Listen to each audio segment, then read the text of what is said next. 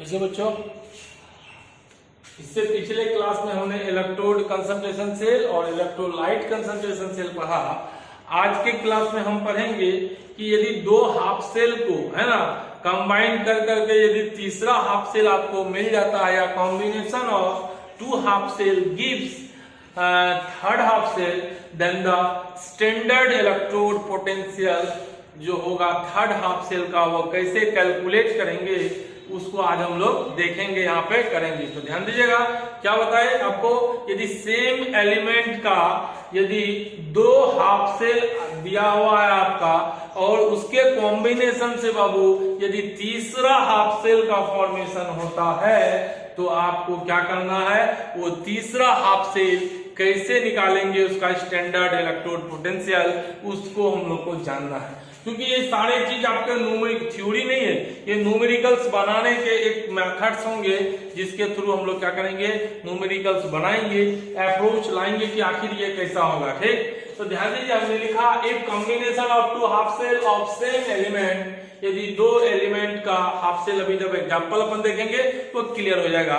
If combination of two half cell of same element, यदि दो half cell का combination आपको दिया हुआ है और उसका कॉम्बिनेशन से आपको क्या मिलता है, थर्ड हाफ सेल मिलता है, तो थर्ड हाफ सेल का जो standard third half cell is calculated by, कैसे निकालेंगे, if combination of two half cell of same element is given, है ना, ध्यान दीजिएगा, given है ना, gives third half cell, then the standard potential of third half cell is calculated by, कैसे निकालते हैं, यदि दो हाफ सेल का कॉम्बिनेशन अपने को पता है ना, दो हाफ सेल का स्टैंडर्ड इलेक्ट्रोड पोटेंशियल पता है और दोनों को अपन जब कंबाइन करते हैं या कॉम्बिनेशन करते हैं किसी तरीके से और वो आपको थर्ड हाफ सेल देता है, तो थर्ड हाफ सेल को कैसे निकालते हैं उसको देखिएगा, है ना।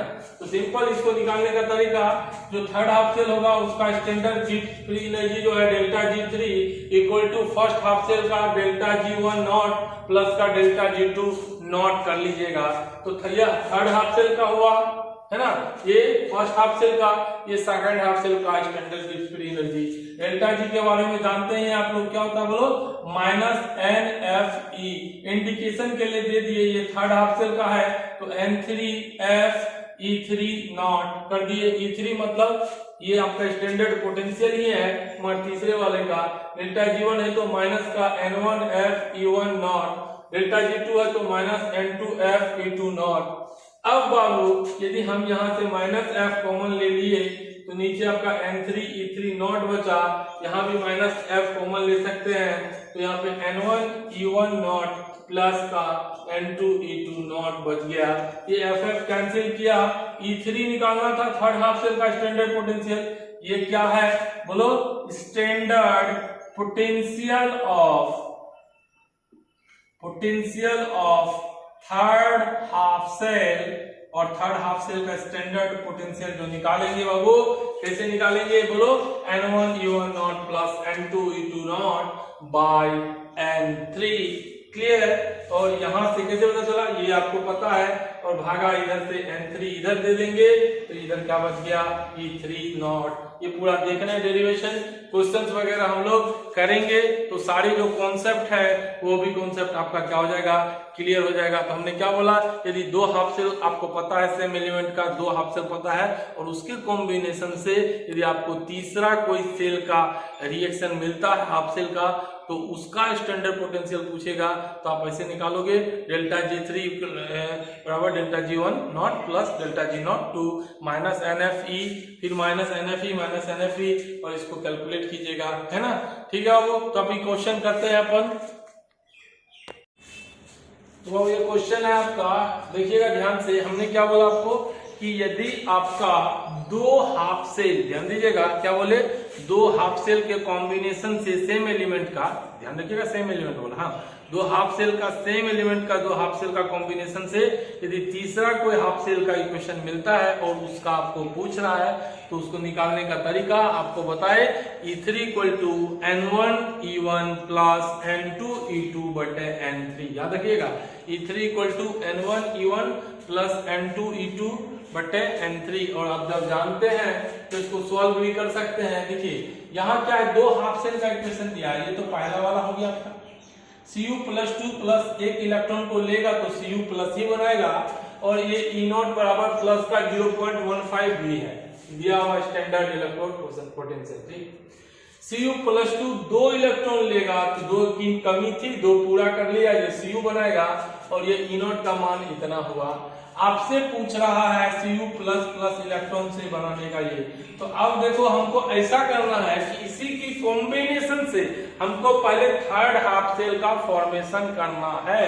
तो ध्यान दीजिएगा, आप क्या देख रहे हो, है ना, सबसे पहले ध्यान दीजिएगा कि एक ये हम क्या बोले थे, सेम एलिमेंट का, देखो ये भी Cu ये भी Cu, तो combination of two half cell, एक हाफ सेल है, यहाँ क्या हो रहा है बोलो, gain of electron that is reduction, यहाँ भी gain of electron that is reduction, तो सिर्फ रिडक्शन हो रहा है इसलिए हाफ सेल है, यहाँ भी सिर्फ रिडक्शन हो रहा है इसलिए हाफ सेल है, क्लियर। और यहाँ भी सिर्फ रिडक्शन हो रहा है, हाफ सेल है, हमने बोला ये दो का रिडक्शन पोटेंशियल स्टैंडर्ड आपको दे दिया और इसका पूछ लिया, तो आपको पता है कि इस दोनों के कॉम्बिनेशन से यदि ये वाला सेल का हम फॉर्मेशन कर ले तो फॉर्मूला हम लगा देंगे।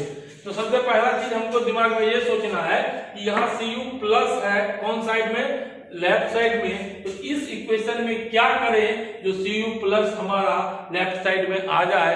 तो हम देख रहे हैं ये पहला वाला जो है, इसको यदि हम पलट देते हैं, क्या करते हैं, पलट देते हैं, तो कुछ आपका ऐसा आ जाएगा, Cu प्लस से बोलिए Cu प्लस 2 और प्लस का E, और आप जानते हो पलटने से E नोट का मान क्या होता है, साइन से चेंज हो जाता है माइनस 0.15 क्लियर। चलिए बहुत अच्छा, अब इधर आ जाते हैं Cu प्लस 2, ध्यान दीजिएगा अगला क्या, इस साइड हमको Cu चाहिए, तो इस साइड तो Cu ऑलरेडी है, प्लस 2 इलेक्ट्रॉन से ये आपका Cu बन गया बाबू, और जब ये Cu बना तो इसका भी E नोट हम दे दिए प्लस का 0.36। अब यदि हम इसको जोड़ देते हैं तो यदि हमको तीसरा वाला मिल जाता है इक्वेशन कॉम्बिनेशन से, तब हम यह फॉर्मूला लगाएंगे। तो दो हाफ सेल पलट दिए, क्यों पलटे, क्योंकि इस साइड हमको क्या चाहिए था, Cu प्लस को उस साइड ले जाने का जुगाड़ सिर्फ पलटा ही जा सकता है, तो पलटे, और इधर क्या चाहिए था, Cu ऑलरेडी है, कोई दिक्कत नहीं। अब देखिए यदि इसको जोड़ दें तो इधर वाला ये Cu प्लस ये कटेगा, ये इधर आएगा तो माइनस हो जाएगा, बोलिए ये दो इलेक्ट्रॉन, कितने इलेक्ट्रॉन बोले, दो इलेक्ट्रॉन, और ये इधर जब आएगा तो कितना होगा, दो इलेक्ट्रॉन में से एक इलेक्ट्रॉन इधर आएगा तो एक इलेक्ट्रॉन ही बचेगा, प्लस का यहाँ आपका Cu प्लस हो गया, और ये ध्यान दीजिएगा इससे आपका बन जाएगा Cu। देखिए कोई दिक्कत, दो इलेक्ट्रॉन है, इधर जब जोड़िएगा तो इधर एक राइट साइड हैंड साइड में आपका इलेक्ट्रॉन होगा, जब उधर जाएगा तो ये इलेक्ट्रॉन हो जाएगा, ये दिस दो इधर से इधर आएगा तो एक माइनस हुआ E, देखो सेम मिल गया कि नहीं मिल गया, मिल गया। अब E नॉट निकालना है, फॉर्मूला आपको बता ही दिए कि E3 कैसे निकालेंगे, यदि दो के कॉम्बिनेशन से यदि इसको हम पहला वाला मान ले, है ना, और इसको दूसरा वाला मान ले और तीसरा आपको मिल जाता है, तो आपको E3 निकालने का तरीका बोलो, N1 E1 not plus N2 E2 not, अब बढ़ते बोलो N3, यही था ना बाबू, तो E3 नॉट जो निकालना था बाबू, यहाँ N1 पहला वाला का, पहले वाले में कितने इलेक्ट्रॉन का चेंज है, गेन लॉस कितने, देखो एक है ना, क्या होता है N1 की कितना इलेक्ट्रॉन लॉस या गेन किया, तो एक ही किया, तो हम यहाँ से एक लिखेंगे इनटू इसका वैल्यू कितना बोलो माइनस 0.15 प्लस इसमें देखिए 2 N2 दूसरे वाला का कितने इलेक्ट्रॉन का चेंज है, N2, N का होता है नंबर ऑफ इलेक्ट्रॉन जो आपका ऑक्सीडेशन या रिडक्शन में चेंज होगा, 2 इंटू इसका वैल्यू है कितना बोलो वो 0.36, दिख रहा है ना, इसका ही ना लेंगे, ये क्या हुआ E2 वाला हुआ, 2 वाला हुआ, ये 1 वाला हुआ, अब बढ़ते N3, और इसमें कितने, ये तीसरा वाला नंबर, इसमें कितने बोलो एक ही इलेक्ट्रॉन का चेंज है, जब आप इससे E3 निकालिएगा बाबू माइनस का 0.15 आएगा, और इधर 36 गुना 72, और इसमें जब माइनस कीजिएगा तो E3 का मान जो आपका आएगा 0.5 से 72 था ना 72, ये आपका इतना आ जाएगा 0.57 वोल्ट, कोई दिक्कत बाबू नहीं। तो ध्यान दीजिएगा जब आप combination of two half cell, दो हाफ सेल को कंबाइन करके तीसरा हाफ सेल आपको मिलता है तो आपको कुछ नहीं करना है, क्या लगाना है बोलो, E3 बराबर N1E1 प्लस N2E2 है ना बटे N3। ये ध्यान में रखिएगा। कैसे, तो आपको इसी इक्वेशन का यूज करना है कि क्या इसको पलटने से तीसरा इक्वेशन मिलेगा, है ना, जब सिंपल जोड़ने से मिलेगा, इस चीज का यूज कीजिएगा। उसके बाद आप देखो ये आपका सवाल का आंसर आ गया। क्लियर है बाबू। नेक्स्ट क्वेश्चन हम लोग देखते हैं बाबू, ध्यान दीजिएगा। नेक्स्ट क्वेश्चन है आपका, तो ये क्वेश्चन, नेक्स्ट क्वेश्चन जो है बाबू इसको देखिएगा। क्या है बाबू, गिवन स्टैंडर्ड इलेक्ट्रोड पोटेंशियल, ये Fe+3 तीन इलेक्ट्रॉन को गेन किया, Fe S बनाया, gain of electron that is reduction, ये स्टैंडर्ड रिडक्शन पोटेंशियल है। और ये Fe+2 दो इलेक्ट्रॉन को गेन किया, Fe सॉलिड बनाया, ये भी स्टैंडर्ड रिडक्शन पोटेंशियल है क्योंकि गेन ऑफ इलेक्ट्रॉन है। ये दिया हुआ है आपसे और आपको ये तीसरा वाला का पूछ रहा है। तो जब देख रहे हो ये भी हाफ सेल है, ये भी हाफ सेल, कैसे पता चला, दोनों जगह सिर्फ और सिर्फ क्या हो रहा है, रिडक्शन हो रहा है। यहाँ भी क्या हो रहा है, रिडक्शन हो रहा है। आपसे ये वाला का पूछा, क्यों, Fe+3 एक इलेक्ट्रॉन को गेन किया और क्या बना दिया, Fe+2 बना दिया, ये आपसे पूछा। इस क्वेश्चन को सॉल्व करने के लिए सबसे पहले आपको ये दिमाग में लगाना है कि बाबू देखो Fe+3 है, जब यह क्या करेगा, जो आपका Fe सॉलिड में कन्वर्ट होगा, तो सबसे पहला चीज ध्यान में रखिएगा, Fe+3 है, कितने इलेक्ट्रॉन को लेगा, एक इलेक्ट्रॉन को लेके Fe+2। हमको इस साइड में Fe+3 ही चाहिए, हमने इक्वेशन को एज इट इज रख दिया। तो हमने यहाँ रखा कि भाई ये Fe बोलिए +3, दिस इज एक्वस, तीन इलेक्ट्रॉन लिया है ना, और ये बना दिया Fe सॉलिड। और यहाँ पे E0 का मान कितना है, E0 का मान कितना है बोलो, -0.036 भी वोल्ट। क्लियर है, दिख रहा है, चलिए ठीक। अब इस इक्वेशन में इस साइड F2 है, तो इस इक्वेशन को हमको क्या करना पड़ेगा, पलटना पड़ेगा। हम इक्वेशन पलट दिए, पलटने के बाद तो इधर आपका कौन सा पार्ट आ जाएगा, Fe सॉलिड आ जाएगा, और इधर आपका आ गया Fe+2 और प्लस का 2 इलेक्ट्रॉन, और पलटने से आपको पता है ये माइनस किस में कन्वर्ट हो जाएगा, प्लस में कन्वर्ट हो जाएगा, 0.44 V 0 कर लीजिएगा, है ना। और जब इसको ऐड करते हैं बाबू, ये Fe सॉलिड से सॉलिड कैंसिल होगा, है ना, तीन इलेक्ट्रॉन इधर है, तो इधर पहले मैं लिख देता हूँ Fe+3, ये एक्वस, क्लियर। और ये क्या करेगा, तीन इलेक्ट्रॉन इधर है, इधर से दो गया, तो कितने इलेक्ट्रॉन बचेंगे, प्लस का एक इलेक्ट्रॉन बचेगा, बोलो ना, तीन में से दिख रहा है ना, तीन में से दो इधर गया, एक है ना, तो इधर आपका क्या हो जाएगा, Fe+2 एक्वस बनेगा। अब इसका आपको पूछ रहा था, और आपको अभी हम बताए, यदि combination of two half cell, यदि आपको तीसरा हाफ सेल दे रहा है, ध्यान दीजिएगा, यदि combination of two half cell का दे रहा है, तीसरा हाफ सेल का इक्वेशन दे रहा है बाबू, तब आप कुछ नहीं कर सकते, आसानी से इस क्वेश्चन को सॉल्व करेंगे। किससे करेंगे देख लीजिएगा, है ना, कैसे करेंगे बोलो, याद करो कैसे करेंगे। तो मैंने आपको बताया अभी फादर, पहले बोलो क्या बताया था, बोलिए N3 बराबर, सॉरी E3 नॉट बराबर N1E1 not plus N2E2 not. यदि इस वाले को हम पहला मान ले, इस वाले को दूसरा मान ले, तो ये वाला जो पूछ रहा है कौन सा है, तीसरा है। तो यहाँ से बट है, और क्या होगा बोलो बाबू, N3 होगा। और यहाँ से आप देख रहे हैं तो आप कर सकते हैं E3 नॉट बराबर, पहला वाला N1 देखिए, पहला वाला में N1 कितना इलेक्ट्रॉन का लॉस गेन हो रहा है भैया, बोला सर 3 हो रहा है, बोले बिल्कुल, और गुने कितने करो, माइनस का 0.036, क्लियर। चलिए दूसरे वाले में कितने का लॉस गेन हो रहा है, बोलो 2, N2 मतलब नंबर ऑफ इलेक्ट्रॉन लॉस और गेन, 2 इंडिकेट कर रहा है दूसरे वाले का, इनटू, बोलिए ये पलट जाने से, अब तो ये पलट गया ना, हमको इसका और इसका यूज करना है, इसका यूज करना है, क्योंकि इससे मतलब तो नहीं है, मतलब किससे है बोलो, इसको मैं 1 2 कर लेता हूँ, this is 1 and this is 2 and this is 3, इसका यूज करना है। तो ये आपका पलटने के बाद ना क्वेश्चन मिला था, तो आपको कितना आ जाएगा, आ रहा है, देखिए बाबू, देखिए कितने आ रहे, 2 इलेक्ट्रॉन लॉस गेन होना है ना।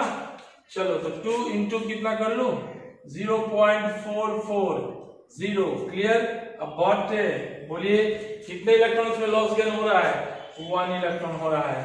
आपको सबको पता है 36 को 3 से गुना कीजिए 108 आता है। ये 3 नॉट बराबर 108। पॉइंट के बाद 3 अंक देख रहे हैं तो ये कुछ ऐसा आएगा, बोलो आ जाएगा बड़ा सर? बिल्कुल आएगा। और इसको कर लो 44 गुने 88 88 क्लियर। और पॉइंट के बाद 2 अंक तो हम 0.88 लिखेंगे और डिवाइडेड बाय 1 कर लो। ये प्लस साहब ये तो माइनस वाले हैं तो बिल्कुल है, कोई दिक्कत नहीं है। 3 नॉट बोलो 108 में जो ध्यान से 0.108 में ये माइनस का और ये क्या है बोलो प्लस का 0.8 बोलो 88 0 कर दो सर कीजिए। 8 में 0 गया 8, 10 में 8 गया 2, ये 7 में से 8 गया कितने हुए 6 क्लियर। 8 में 0 गया 8 हो ना, 10 में से 8 गया 2, बचे कितने 7। ये बड़ा में तो छोटा कैसे करूं यार, ऐसा करता हूं इधर करता हूं। 0.880 माइनस का है 0.108, 10 में से 2 क्लियर, 7 में से 0 7 क्लियर। इधर कितने बचे बोलो भैया, नहीं समझ में आया? आ गया 8 में से 1 7 ठीक। ये कुछ ऐसा आएगा अपना क्लियर क्लियर क्लियर 0.772 ठीक क्लियर है। तो आपका यहां से आंसर आ जाएगा, क्या आ जाएगा बोलो 0.772 वोल्ट। ये आपका आंसर आ गया। क्लियर है बाबू? कोई दिक्कत सर? बिल्कुल नहीं। तो ध्यान दीजिएगा क्यों 2 हाफ सेल दिख रहा है अलग अलग, दोनों का कॉम्बिनेशन कर करके हम तीसरा हाफ सेल पाते हैं। यदि पलटते हैं तो साइन क्या होता है चेंज हो गया है ना।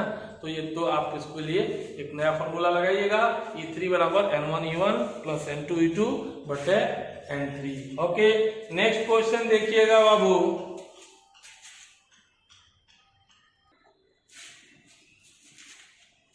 तो नेक्स्ट क्वेश्चन देखिएगा बाबू, ये आपका क्वेश्चन है on the basis of the above information. अलग क्वेश्चन है तो देखिएगा। अवेलेबल फ्रॉम द रिएक्शन दिया हुआ है आपको 4/3 Al प्लस O2 से ये 2/3 Al2O3 बनता है। सबको पता है Al का जब O2 के साथ रिएक्शन होगा तो Al2O3 बनेगा। टेम्परेचर का कंडीशन हम बदलते हैं। और डेल्टा G आपका -827 kg पर मोल इनवर्स है। तो ये आपका the minimum EMF required to carry out an electrolysis. Electrolysis में मिनिमम EMF कितना होगा कि ताकि इलेक्ट्रोलिसिस हो जाए।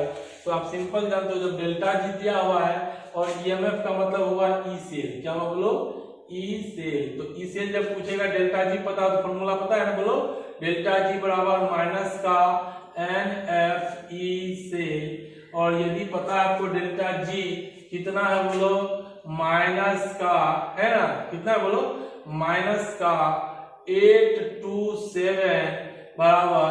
अब यहाँ n में हम फंस गए बाबू तो कोई दिक्कत नहीं। हाँ क्या है 827 किलो जूल। तो किलो जूल जो उसको हम जूल में कन्वर्ट करते हैं तो गुने कितना कर देंगे 1000। किलो जूल को किस में कन्वर्ट करेंगे जूल में।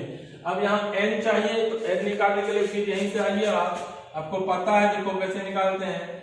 4Al प्लस O2 से 2/3 Al2O3 हमसे क्या बोला on the basis of available the minimum EMF required to carry out electrolysis of Al2O3।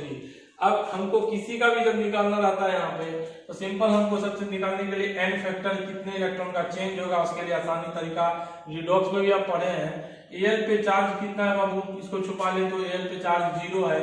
और जब यहाँ पे देखेंगे समझो बात को और Al2O3 पे जब निकालेंगे तो यहाँ पे चार्ज +3 आएगा। कैसे, इसको छोड़ दे, इसको भूल जाए कि इधर 2/3 है।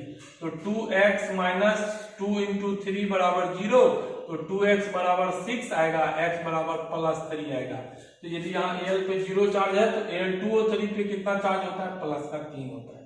क्लियर है? अब देखिए 0 से कहां पहुंच गया 3 पहुंच गया। कौन? एल्यूमिनियम। किसी एक को देख करके हम निकाल लेते हैं फैक्टर। 0 से 3 पहुंचा तो यहां से कह सकते हैं यदि एक एल्यूमिनियम रहता तो इसमें कितना चेंज होता 3 इलेक्ट्रॉन का चेंज होता है। कह सकते हैं ना। चलिए ठीक। अब देखो ध्यान से, 0 से 3 गया तो n फैक्टर निकालने का तरीका बताए थे आपको, चेंज इन ऑक्सीडेशन नंबर मतलब 3 गुने बोलो नंबर ऑफ एटम्स, एटम्स कितने हैं 4/3। तो बच्चा बोला सर इधर 2/3, हमने बिल्कुल गलत, 2 यहाँ भी है तो ये 2 2 4/3। एक एल्यूमिनियम पे चार्ज कितना आता है +3, यहां से हमने निकाला तो एक एल्यूमिनियम 0 से 3 गया मतलब चेंज इन ऑक्सीडेशन नंबर 3 है बाबू। और यहाँ बात करते हैं टोटल कितने एटम है 4/3 है, तो यहाँ से आपका पता है निकालते हैं, ये कैंसिल पे n का मान आ गया, कितना आया n का मान कितना आया 4 आया। n फैक्टर क्या होता है, कितने इलेक्ट्रॉन लॉस या गेन किए वही आपका n फैक्टर होगा।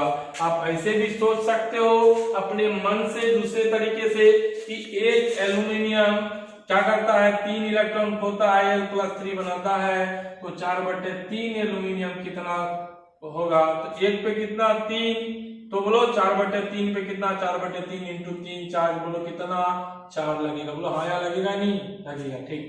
तो ये ध्यान में रख लीजिएगा, नहीं तो आप तो सिंपल ऐसे करो जैसे मैं बता रहा हूँ, change in oxidation number Al 0 से कहाँ आ गया 3 आ गया, और इंटू इसका संख्या 4/3, ये आपका आ गया n फैक्टर। कोई बच्चा बोला इधर से तो इधर भी देख लो, 2 दूना 4/3, क्लियर। चलिए तो n का मान अपने को मिल गया -4, F होता है 96500, ECl का कैलकुलेशन करना है बाबू, बोलो हो गया कि नहीं हो गया सर, बिल्कुल हो गया। -827 into 1000 divided by -4 into 96500, 0 cancel Babu, clear है बाबू, चलिए क्लियर है। और जब यहां से आप गुना करके देख लें तो ECl आपका आ जाएगा -827 पे 0 यदि कर लो, क्लियर, इधर कर लो 5 के 9 कर लो, 965 इंटू 4 5 के 20, इधर ना या माइनस कर गया रे, ठीक, चलिए ठीक, हाँ चल माइनस कर गया खत्म ना, 9 5 के 20 का 0, हम लोग बच्चा 4 का 24 26, हाथ बच्चा 2 9 के 36 36 37 38, ऐसा आ जाएगा, क्लियर 3860। और जब इसको कर लीजिएगा तो ये आपका ECl बराबर कुछ 2 पॉइंट कुछ आएगा, 38 गुना 76 होता है ना, तो 2 पॉइंट आपका जो आंसर आ जाएगा 2.14, कितना आएगा 2.14, करके देख लीजिएगा 2.14 वोल्ट होगा। तो क्वेश्चन में बोला क्या, on the basis of information जो दिया हुआ है आपको मिनिमम कितना ECl का वैल्यू होगा, डेल्टा जी दिया है तो कुछ नहीं करना है, डेल्टा जी बराबर क्या होता है बोलो -NFE से, तो यहाँ से आप पहले n फैक्टर निकालिएगा, n फैक्टर क्या होता है बोलो चेंज इन ऑक्सीडेशन नंबर, 0 से कहाँ आया 3 इंटू इसका संख्या कितना है 4, तो गुना 4, तो आपको कितना आया 3 3 कैंसिल 4। कोई बच्चा बोला नहीं सर इधर कहाँ, तो इधर भी तो एल्यूमिनियम कितना है बोलो, ये इसको छुपा लो तो 2 इंटू 2 4/3 एल्यूमिनियम इधर भी है, इधर भी 4/3 एल्यूमिनियम है, ठीक। क्वेश्चन सॉल्व कर लिए, डेल्टा जी बराबर -NFE से ECl पूछा हम निकाल लेंगे, है ना, कोई दिक्कत बाबू, है ना, चलिए ठीक। क्या पूछा EMF क्या होता है वही ECl होता है। नेक्स्ट क्वेश्चन देखिएगा बाबू, नेक्स्ट क्वेश्चन देखिएगा बाबू, न्यू क्वेश्चन देखिए, वो द गिव्स फ्री एनर्जी, वही सेम क्वेश्चन है, energy for the decomposition of Al2O3 टूटे उसका डिकम्पोजिशन एट 500 डिग्री सेल्सियस दिया हुआ है, ये कुछ ऐसा दिया, ठीक। द पोटेंशियल डिफरेंस, आपसे पोटेंशियल डिफरेंस पूछा, तो पोटेंशियल डिफरेंस आप पहले से जानते हैं, पोटेंशियल डिफरेंस मान लीजिए पोटेंशियल से डिफाइन करते हैं, यहाँ से कोई चार्ज को यहाँ लेकर के आते हैं, इसके लिए कितना लगता है एनर्जी, उसको यहाँ से किसी चार्ज को यहाँ तक लेके आते हैं, तो पोटेंशियल डिफरेंस क्या होगा, यहाँ से लेकर के यहाँ तक ले जाने में जितना वर्क डन करना पड़ेगा वही आपका पोटेंशियल डिफरेंस होगा। कोई दिक्कत, चलिए नहीं, चलिए पोटेंशियल डिफरेंस एक तरह से वर्क डन ही है ना, जो चार्ज को एक जगह से दूसरी जगह ले जाने में जो वर्क डन करना पड़ेगा वही आपका होगा, ठीक, क्लियर है। देखिए अब इसको निकालने का सबसे आसान तरीका देखिएगा, फिर वही चीज है, क्या आपका बोलो 2/3 Al2O3 है से 4/3 Al प्लस का O2 है, ठीक। जब हम देखेंगे Al पे हमको पता है आइसोलेटेड एटम पे कितना चार्ज होता है 0, पे बोला सर कैसे नहीं, Al2O3 है, सॉरी Al2O3 है, Al2O3 है तो Al2O3 पे कितना आएगा +3। कैसे, इसको छुपा लो, कितना आ जाएगा बोलो, बोलो ना 2x मानोगे इसको, x एल्यूमिनियम का इंटू है ना 2x माइनस 2 इंटू और 3 है ऑक्सीजन बराबर 0, ये सब पढ़े हो। 2x बराबर +6 तो x पे कितना चार्ज होगा +3 आएगा। +3 कहाँ चला जा रहा है 0, क्योंकि आइसोलेटेड एटम का 0, 3 से 0 गया, कोई दिक्कत बोला नहीं।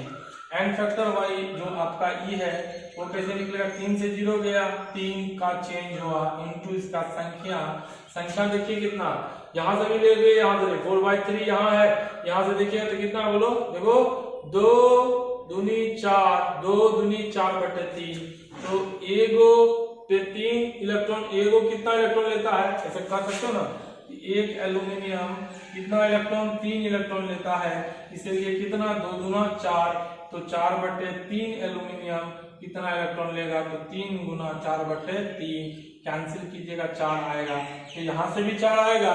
और आपको दूसरे तरीके से निकालने का और भी बताए कि यहाँ से भी आपका 4 आएगा, है ना। चलिए ठीक है, तो ध्यान दीजिएगा, ठीक।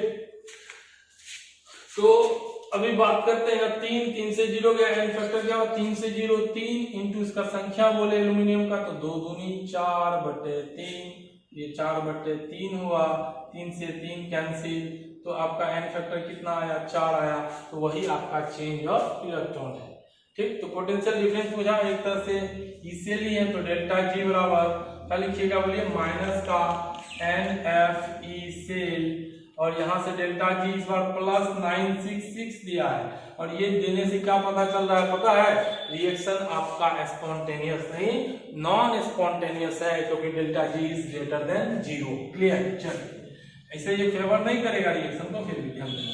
-n का मान आपको कितना आ गया बोलो 4 आया, इसको 96 और ये चूंकि किलो जूल में है तो इसको क्या करना पड़ेगा, इंटू 1000 करेगा तो जूल में हो जाएगा, -4F96500, क्यों है ना, ध्यान दीजिएगा।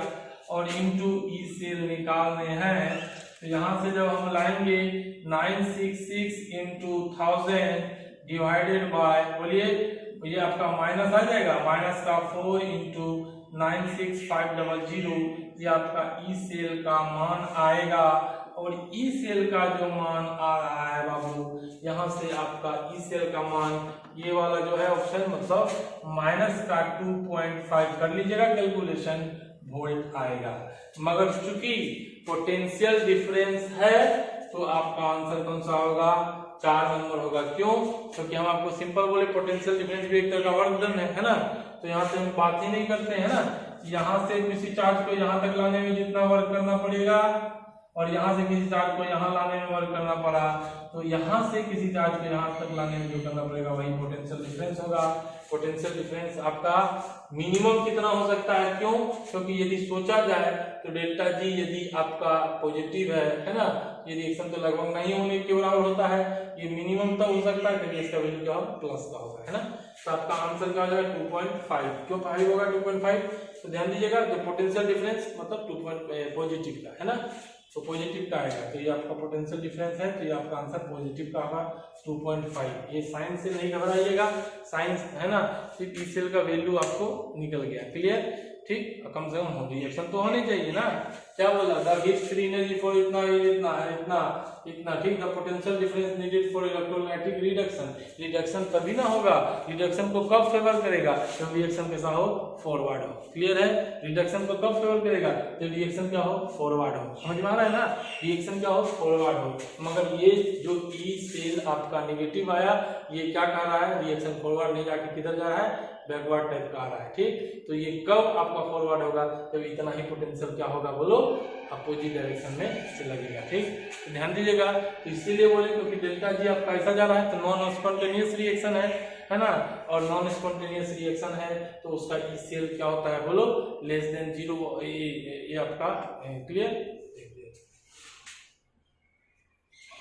चलिए ठीक है वो है ना, ये ठीक समझ में आया कि नहीं है, नहीं आया। ये -2.5 है ना, -2.5 ध्यान दो, -2.5 ये इंडिकेट किया कि इधर से इधर, तो हमको डिकम्पोजिशन करना है ना, इधर से इधर -2.5 क्या कहेगा? -2.5 क्या इंडिकेट कर रहा है कि इधर से इधर जा रहा है। क्लियर है ना, एक तरह से, ठीक, क्योंकि अपोज करेगा। मगर हमको क्या चाहिए? डिकम्पोजिशन चाहिए। क्या चाहिए? इलेक्ट्रोलाइटिक रिडक्शन ऑफ, देखो Al2O3।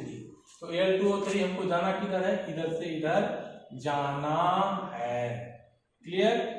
तो ये नेगेटिव वाला मतलब इधर से इधर के लिए बताया -2.5। क्लियर है ना? तो इधर से इधर के लिए कितना का? +2.5। तो इसका ऐसे ही पोटेंशियल डिफरेंस आपका पॉजिटिव ही होगा, इसको उतार लीजिएगा। ठीक, चलिए नेक्स्ट आप ध्यान दीजिएगा, पोटेंशियल डिफरेंस पॉजिटिव ले लीजिएगा, है ना, क्योंकि नेगेटिव आया है आपका यहाँ पे, है ना, इसके लिए पॉजिटिव ले लेना। तो एक बार बताइए, नेक्स्ट एक क्वेश्चन है जो आपको हम घर से करने के लिए दे रहे हैं, जिसको आप घर से कीजिएगा। क्वेश्चन को हिंट्स हम आपको दे देंगे, मगर आपको घर से करके लाना है, आंसर भी हम बता देंगे। तो ध्यान दीजिएगा, क्वेश्चन देखिएगा। क्वेश्चन है आपका होमवर्क के लिए, ध्यान दीजिएगा। होमवर्क आपको हिंट्स हम दे देते हैं। कंसीडर द सेल Cu से Cu+2 हो रहा है, ये सॉल्ट ब्रिज है। Ag+ से Ag हो रहा है। Clear? If the concentration of Cu+2 and Ag+ ion becomes 10 times, मतलब जितना पहले था उसकी अपेक्षा 10 टाइम्स हो गया द EMF ऑफ सेल। तो शुरुआत में हम कितना मानेंगे? देखो आपको सोल्यूशन खुद करना, हिंट्स दे देते हैं, है ना। तो शुरुआत में मान लो E सेल बराबर क्या होता है? बोलो E0 सेल -0.0591 बाय क्या होता है? n log 10Q। n आपको पता ही है, Cu से Cu+2 जा रहा है, 2 इलेक्ट्रॉन का चेंज रहते हैं, 2 लिखिएगा। क्लियर है? चलिए ठीक, अब बात करते हैं। क्लियर है ना? चलिए ठीक है। और Ag से Ag+ जा रहा है, तो वहां पे 1 इलेक्ट्रॉन का चेंज है, तो उस दोनों से आप क्या होगा? एक में 2 इलेक्ट्रॉन, एक में 1 इलेक्ट्रॉन। तो आपको पता है कि गुना 2 कर लीजिएगा, गुना 1 कर लीजिएगा, तो कॉमन जो होगा वही होगा। तो 2 इलेक्ट्रॉन का आपका ये हो गया। n का मान हो गया, आप नहीं तो इक्वेशन से लिखिए, Cu- का 2 इलेक्ट्रॉन से Cu+2, Ag+ का 1 इलेक्ट्रॉन से Ag, फिर दोनों को काट कूट कीजिए, है ना। तो ये आपका ऐसा निकल जाएगा। एक पहले वाला क्यों निकलेगा? ठीक, नहीं समझ में आ रहा, थोड़ा सा हिंट समझ लेते हैं। Cu- का 2 इलेक्ट्रॉन से Cu+2, बोलो Ag+ का 1 इलेक्ट्रॉन से Ag सॉलिड बनेगा। तो हमको क्या करना पड़ेगा? बोलो, इधर गुना करना 2 है, तो यहाँ 1 के लिए यहाँ गुना करना पड़ेगा 2 से, अब गुना 1, तो यहाँ पर ओरिजिनल आ जाएगा क्या? बोलो C2Cu, है ना, -2 नहीं, Cu एक ही तो है, 2 इलेक्ट्रॉन से आपका Cu+2 आ जाएगा, और इधर आ गया 2Ag+ का 2 इलेक्ट्रॉन से 2Ag आ जाएगा। क्लियर? अब ये देखिए आपका Cu-Ag, इसको तो लिखना नहीं है, n का मान 2 हो गया, और आपको बताए थे Q में कभी भी सॉलिड वाला पार्ट को लिखते नहीं है। तो Q क्या होता है? प्रोडक्ट के तरफ का कंसंट्रेशन, Cu+2 सॉलिड वाला को नहीं लिखेंगे, बट रिएक्टेंट के तरफ का Ag+, और इसके पावर में 2 जाएगा, होगा तो कुछ है नहीं। तो यहाँ Q आप एक बार निकाल लीजिएगा, क्या लिखिए? बोलो E से इतना हेल्प कर दे रहे हैं, E0 से बोलिए 0.0591 डिवाइडेड बाय n का मान कितना आया? 2 आया, लॉग बोलिए Cu+2, अब बट्टे क्या हो जाएगा? Ag+ का स्क्वायर। क्लियर है? ये समझ में आ रहा है? ठीक, ये तो इसको आप इक्वेशन 1 मान लीजिएगा। ठीक, अब आप इसी में बोलेगा क्या? इसका कंसंट्रेशन को क्या कर दिया? बोलो, है ना, 10 टाइम्स कर दिया।